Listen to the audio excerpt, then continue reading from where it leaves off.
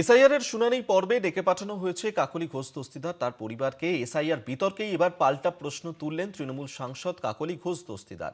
Enumeration form টিভিতে দেখানো কি আইনত উচিত?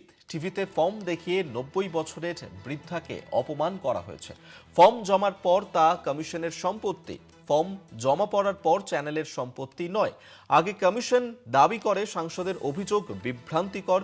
এনুমারেশন ফর্মে লিঙ্কেজ নেই, তাই শুনানিতে ডাকা কমিশনকে পাল্টা পোস্ট কাকলী ঘোষ দস্তিদারের। কাকলী ঘোষ দস্তিদার তিনি পোস্ট করেছেন পাল্টা, তা তিনি এর জবাব দিয়েছেন।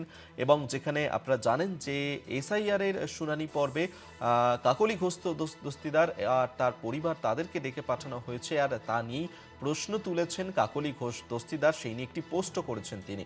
আমরা এই নিয়ে আরো বিস্তারিত জানবো। সত্যসুন্দর ভট্টাচার্য এই মুহূর্তে আমাদের সঙ্গে টেলিফোনে রয়েছেন প্রতিনিধি। সত্য, এই এসআইআর বিতর্কে এবার কাকলী ঘোষ দস্তিদার তিনি ঠিক কি বলেছেন? দেখো, যেটা কাকলী ঘোষ দস্তিদার, যেটা তৃণমূল সাংসদ, তিনি যেটা উল্লেখ করেছিলেন, অভিযোগ জানিয়েছিলেন যে যেভাবে তার পরিবারের ৪ জনকে শুনানিতে ডাকা হয়েছে তাতে কিন্তু তিনি তাকে হেনস্থা করা হয়েছে, এমনটাই কিন্তু তার পরিবারের লোকদের, এমনটাই কিন্তু তার অভিযোগ ছিল।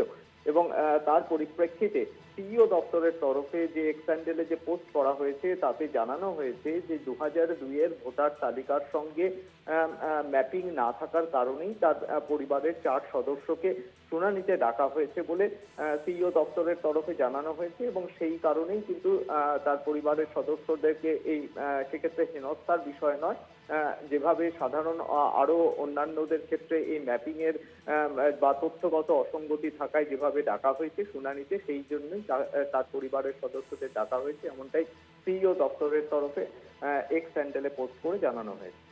ধন্যবাদ সত্য তোমাকে। সত্যসুন্দর ভট্টাচার্য আমাদের সঙ্গে টেলিফোনে ছিলেন প্রতিনিধি।